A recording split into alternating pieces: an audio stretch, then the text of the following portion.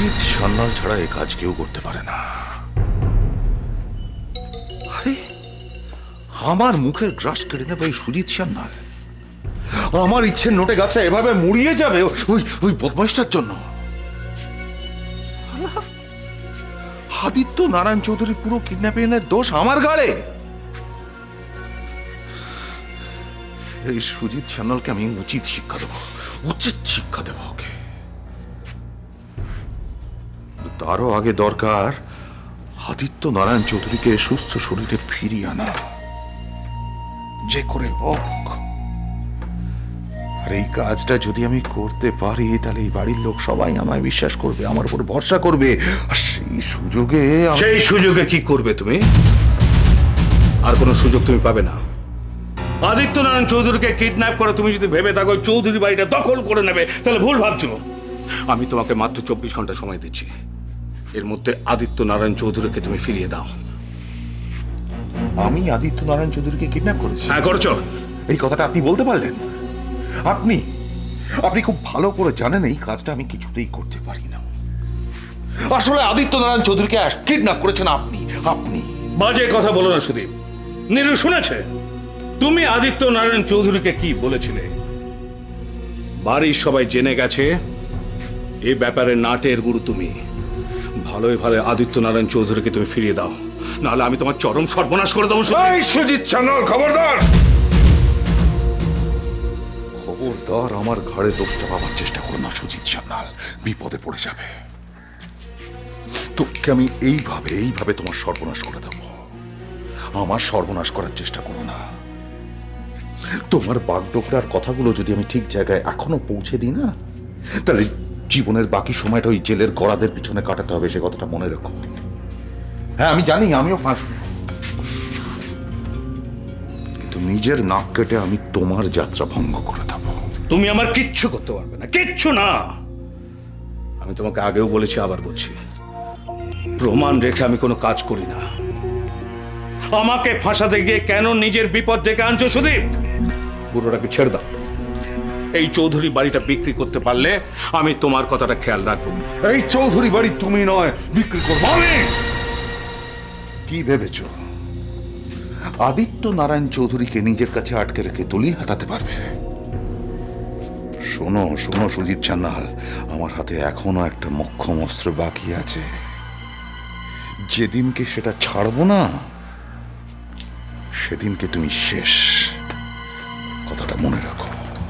আমাকে চ্যালেঞ্জ করো না, চ্যালেঞ্জ করো না সুদীপ।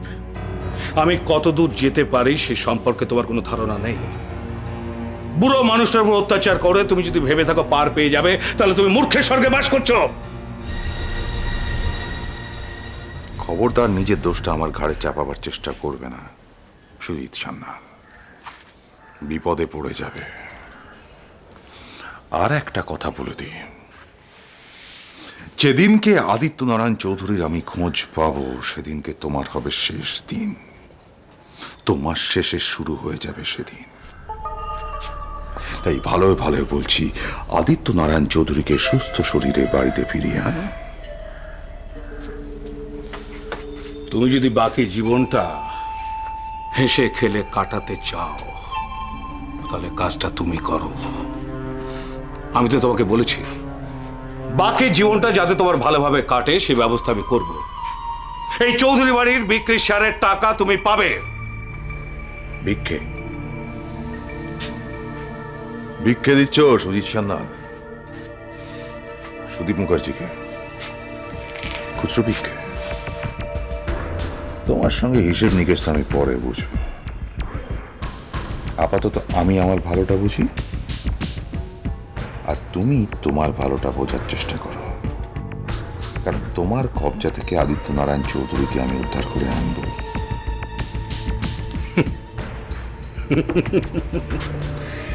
তার আগে তুমি চৌধুরী বাড়ির সবাইকে বিশ্বাস করাও যে কালপ্রিট তুমি নও। তারপর তোমার সঙ্গে আমি বোঝাপড়া করে নেব। সুদীপ, মাত্র 24 ঘন্টা সময় তোমার হাতে আছে। এর মধ্যে আদিত্য নারায়ণ চৌধুরীকে আমার চাই। 24 ঘন্টা, ব্যাস। সুজিত,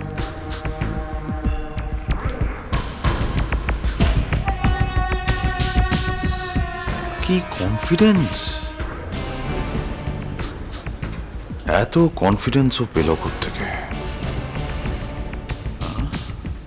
তার মানে কি ও সত্যিই কাজটা করেনি?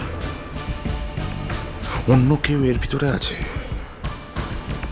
নেপোয়ে মারে দই। আমাদের দুজনের ঘাড়ে দোষ চাপিয়ে মাঝখান থেকে কাজ হাসিল করতে চাইছে অন্য কেউ। কে সে? হ্যালো। হ্যালো পরি, তোমার সঙ্গে আমার একটা কথা আছে পরি। এখন আসলে শতরূপা আমি একটু ব্যস্ত আছি। কিন্তু আমার কথাটা খুব ইম্পর্ট্যান্ট। আমার এখন না একদম টাইম নেই তোমার সঙ্গে কথা বলার। সময় নেই? কি এমন ব্যস্ত তুমি? তুমি এর মধ্যে কাগজে চোখ বোলাওনি? কেন বলো তো? আসলে কয়েকদিন আগে না আমাদের পাড়ার সামনে একটা জায়গায় একটা মেয়েকে রেপ করা হয়েছে, বুঝতে পেরেছো? সেই নিয়ে বাড়িতে প্রচুর টেনশন চলছে। আর এই রেপ কেসটাতে না মন্ত্রীর ছেলে যুক্ত। আর সেই মেয়েটাকে আমি রেস্কিউ করে চৌধুরী বাড়িতে নিয়ে এসেছি। মেয়েটার শরীরটা খুব খারাপ আছে, আমি ওকে দেখাশোনা করছি। ওই জন্য একদম টাইম নেই আমার তোমার সঙ্গে কথা বলার। তুমি একটু মায়ের সঙ্গে কথা বলো না। ওহ আই এম সরি, আমি না বুঝি। শোনো, তোমার যদি এই বিষয়ে কোনো প্রয়োজন হয় আমাকে কিন্তু প্লিজ একটা ফোন করো, আমার সাথে কথা বলো প্লিজ। বলবো শতরূপা, আমার যদি কিছু দরকার হয় আমি নিশ্চয়ই তোমার সঙ্গে কথা বলবো। এখন আমি রাখি। শতরূপা যা বলেছে সব সত্যি? বুঝতে পারছি না, যার কথা শতরূপা বলেছিল সেরকম কাউকে তো দেখলাম না। কিন্তু শতরূপা যে বলে গেল। আর শতরূপা মিথ্যে বলছে, আর নয়তো লোকটাকে কেউ ওর ফ্ল্যাট থেকে সরিয়ে দিয়েছে। এদিকে বাড়িতে একটা উড়ো ফোন এসেছে, বাবাকে কেউ কিডন্যাপ করেছে। থানা পুলিশ করলে বাবাকে মেরে ফেলার হুমকি দিয়েছে। সর্বনাশ! নীলু, আমরা তো ক্রমশ বিপদে জালে জড়িয়ে পড়ছি। একবার মনে হচ্ছে সব সুজিত পিসের চক্রান্ত, আবার মনে হচ্ছে অন্য কেউ। তাহলে কি রীতা পিসি যা বলেছে সেটাই সত্যি? শতরূপা আমাদের বিপদে ফেলার চেষ্টা করছে। নীলু, আর আমাদের বাঁচার কোনো আশা নেই। সত্যি আশা নেই। তোমাকে একটা কথা বলা হয়নি। কি? বাবা নিখোঁজ হওয়ার আগে আমি আড়াল থেকে শুনেছিলাম সুদীপ বাবাকে গুম করবার হুমকি দিয়েছে। আচ্ছা, সুদীপ এসব করছে না তো? সুদীপ? কি জানি, হতেও পারে। আমার সব কেমন জট পাকিয়ে যাচ্ছে। এদিকে বিপদের ওপর বিপদ। তোমার মেয়ে রাস্তা থেকে একটা অসুস্থ মেয়েকে বাড়িতে তুলে এনেছে। ভয়ে তো আমার হাত পা ঠান্ডা হয়ে যাচ্ছে। সে কি? কাকে আবার তুলে নিয়ে এলো পরি? উফ, পরি কেন এত ঝামেলা বাড়াচ্ছে বলো তো? উফ, এই যে কি করছিস তুই? দেখছিস আমাদের মাথা ঠিক নেই। কাকে নিয়ে এসেছিস আবার? কে মেয়েটা? আমার বন্ধু, ওর নাম রূপা। তোর বন্ধু? তোর এরকম কোনো বন্ধু আছে বলে তো শুনিনি। কি হয়েছে তোর বন্ধুর? সেসব সাংঘাতিক ব্যাপার। রূপার সঙ্গে কয়েকজন শারীরিক নির্যাতন করেছে। আমি দেখেছি নিজের চোখে সব। কি বলছিস তুই? কে মেয়েটা? কোথায় থাকে? কার মেয়ে? বললাম তো ওর নাম রূপা, ওই দত্তর মোড়ের ওখানে থাকে। কি কাণ্ড করলো বলো তো পরি? যদি মেয়েটা কিছু হয়ে যায়? দাঁড়াও, ওসব পরে দেখা যাবে। তা কারা করেছে তুই দেখেছিস বলছিস? তাদের তুই চিনিস? চিনলেই বা কি হবে? আমি কিন্তু বলে দিচ্ছি, নিজেদের এই অবস্থায় উটকো ঝামেলায় জড়ানোটা ঠিক হবে না। তুমি একটু চুপ করবে? বল পরি, তুই ওদের চিনিস? না বাবা, আমি চিনি না। তবে নার্সিংহোমে যখন রূপা পুলিশকে বলছিল তখন বলেছে যে ওই 4টে ছেলের মধ্যে একটা ছেলে হলো মন্ত্রী দুর্যোধন তলাপাত্র, তার নিজের ছেলে ভিকি। দুর্যোধন তলাপাত্র? সে তো সাংঘাতিক লোক। আমি জানি বাবা, আমি সব জানি, কিন্তু ওই সিচুয়েশনে তো মেয়েটাকে আমি ফেলে আসতে পারি না। তুমি বলো। তোমরা একদম টেনশন করো না, যা করার আমি ঠিক করব। কি হবে জানি না নীরু, তবে যা যা ঘটছে সেটা যে ভালো নয় এটা বুঝতে পারছি। শতরূপার ওখান থেকে দেবা ফিরে এসেছে সুজিত। কোনো ক্লুই শতরূপা দেখাতে পারেনি। জানতাম পারবে না। তার মানে লোকটাকে তুমিই সরিয়েছো? অবান্তর কথা বলো না রীতা। অতি চালাকের গলায় দড়ি বলে বাংলায় একটা কথা আছে সুজিত, জানো তো? আমার কাছে কোনো কিছু গোপন করো না। তোমার হুকুমে অন্ধের মতো ছুটতে ছুটতে যেদিন আমি থেমে যাব, সেদিন কিন্তু তুমি বিপদে পড়ে যাবে। রীতা, গোপনে প্যাঁচ কষতে কষতে একদিন দেখবে তোমার পাতা ছকে মাছি পড়ে গেছে। সেদিন যাকে দাদাকে তার মানে তুমি কিডন্যাপ করিয়েছো? আমি? হ্যাঁ, তুমি তুমি আগে থেকে খবর পেয়েছিলে যে শতরূপা এমন কাউকে পেয়েছে যাকে সামনে আনলে তোমার জারি জুরি সব শেষ হয়ে যাবে। তাই তুমি এক ঢিলে দুই পাখি মেরেছো। ওদিকে দাদাকে কিডন্যাপ করিয়েছো, ওদিকে লোকটাকে সরিয়ে দিয়েছো। রীতা যত কম জানবে ততই তোমার মঙ্গল। তোমার মতো লোকের সঙ্গে যেদিন থেকে জুটি বেঁধেছি না, সেদিন থেকে আমার সমস্ত মঙ্গল শেষ হয়ে গেছে। যাকে দেবা এখন শতরূপাকে সন্দেহ করছে। এটাই তো আমি চাই। সন্দেহের তীরটা যতই শতরূপার দিকে ঘুরবে ততই বাড়িটা হাতাতে আমার সুবিধা। চিন্তা শুধু পরীকে নিয়ে। হঠাৎ একটা উটকো মেয়েকে বাড়িতে নিয়ে এসে সমস্যা তৈরি করেছে। যত তাড়াতাড়ি সম্ভব সমস্যার সমাধান করতে হবে। মেয়েটার ব্যাপারে কিছু জানতে পারলে? জেনেছি, যারা রেপ করেছে মেয়েটাকে তাদের মধ্যে একজন হচ্ছে মন্ত্রীর ছেলে। মন্ত্রীর ছেলে? নামটা জেনেছ? দুর্যোধন তলাপাত্র। দুর্যোধন তলাপাত্র? তুমি তুমি তাকে চেনো? চিনি মানে? এক সময় ওর হয়ে অনেক কাজ আমি করেছি। তারপর একটা ঝামেলায় ওর সঙ্গে আমার সম্পর্কটা শেষ হয়ে যায়। রীতা, রীতা মাই ডার্লিং, আজ যে খবর তুমি আমাকে দিলে তার জন্য তোমাকে আমি... দুর্যোধন, দুর্যোধন নিশ্চয়ই জানেন না তার ছেলের পাপের প্রমাণ কার ঘরে লুকানো আছে।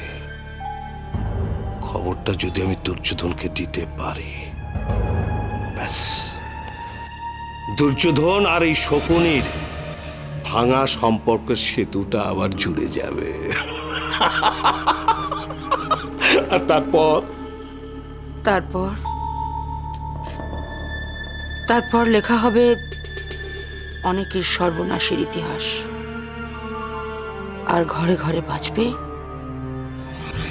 কান্নার সানাই।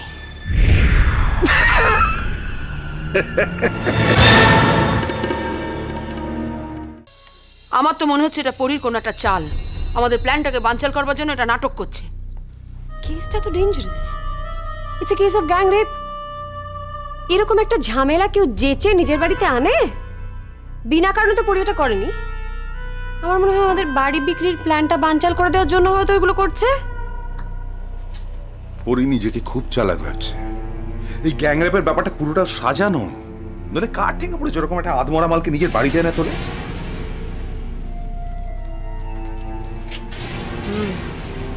তাহলে পরীর মতলবটা বুঝতে পারছো তো? বুঝতে পেরে গেলে এই আলোচনাটার আর কোনো প্রয়োজন থাকতো না, তাই না? যেটা আমি বুঝতে পারছি সেটা হচ্ছে পরি কোনো একটা বাধ্যতামূলক কারণে মেয়েটাকে এনেছে এবং কোনো একটা মতলব আছে, আর সেই মতলবটা কিন্তু সম্পত্তি আগলে রাখা নয়। জাস্ট এ মিনিট, পরি একটা সময় রেড লাইট এরিয়াতে ছিল না? সেখানকার কোনো গন্ডগোল চাপা দেওয়ার জন্য এইসব দায়িত্ব নিচ্ছে না তো? কোন স্টেটমেন্ট দিয়েছে? হ্যাঁ, ও তো বলছে যে ও মেয়েটাকে বাঁচাবার জন্য এই বাড়িতে নিয়ে এসেছে। তবে মেয়েটা যে ওর পরিচিত এটা কিন্তু ঠিক। আপনি এত কথা কি করে জানলেন? হ্যাঁ, জানতে হয় বিশাখা, জানতে হয়। শত্রুর হাতে কি কি চাল আছে সেটা যদি না জানতে পারি তাহলে তো কিস্তিমাত হয়ে যাব। আর হ্যাঁ, যারা মেয়েটাকে রেপ করেছে তাদের মূলে আছে একজন হুমড়া চোমড়া গোছের লোকের ছেলে, যার অনেক ক্ষমতা। সে কি এরকম একটা ভুল করলো পরি বোকার মতো? পরি বোকা নয়, ও যা করছে খুব বুঝে শুনে করছে। ওই লোকটাকে কনফিডেন্সে নিতে চাইছে, তাই মেয়েটাকে এই বাড়িতে এনে মেরে ওই লোকটাকে উপকার করতে চাইছে। মানেটা কি? সিম্পল, নার্সিং হোম বা হসপিটালে এই ঘটনাটা ঘটলে মিডিয়া লোকটার উপরে ঝাঁপিয়ে পড়তো। পরি লোকটাকে হেল্প করতে চাইছে, পুরো দায়িত্বটা নিজের ঘাড়ে নিয়ে। কিন্তু তোমার কথা যদি সত্যি হয় সুদীপ, তাহলে তো আমাদের অবস্থা আরো খারাপ হবে। ওই হোমরা চুমরা লোকটা পরীর পাশে দাঁড়ালে আমরা কোথায় যাব? কেন বলুন তো? দানপত্র তো আপনাদের নামে লেখা, ফাঁসলে আপনারা ফাঁসবেন। আমাদের কিসের মাথা ব্যথা?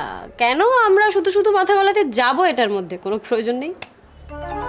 দেখো বিশাখা, তোমরা যদি আমাকে সাহায্য করো, আমি আমি কথা দিচ্ছি আমি সম্পত্তির ভাগ দেবো তোমাদের। রীতা পিসি, শুধু মুখের কথায় তো আমরা ভুলবো না, কাগজে কলমে চুক্তি করতে হবে। যে তাতে যদি রাজি থাকেন তাহলে না হয়। দেখো, কাগজে কলমের চুক্তি করাটা তো আমার হাতের মধ্যে নেই, ওটা ওটা পুরো সুজিতের দখলে। আমি দেখছি, আমি সুজিতের সঙ্গে একবার কথা বলে দেখি কি করা যায়।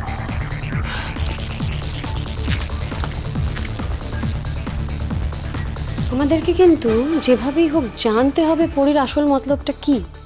তার থেকেও জরুরি এই নেপথ্যের লোকটার নামটা জানা। নামটা জানতে পারলে লোকটাকে কনফিডেন্সে নিয়ে আমরা পুরো কাজটা গুছিয়ে নিতে পারবো।